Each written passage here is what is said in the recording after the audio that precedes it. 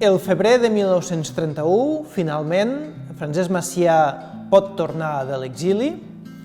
i només tornar procura organitzar una gran coalició de partits per presentar-se a les eleccions municipals del 12 d'abril de 1931.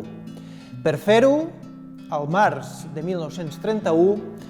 té lloc a les Cotxeres de Sants la famosa Conferència d'Esquerres, on Macià i els seus col·laboradors funden Esquerra Republicana de Catalunya, una gran coalició que agrupa tres sectors que fins aleshores havien anat separats. Les esquerres, amb el grup de l'opinió i el suport tàcit dels sindicats, republicana, és a dir, els centres republicans locals, que n'hi havia un a cada poble de Catalunya, i el Partit Republicà de Lluís Companys, i de Catalunya,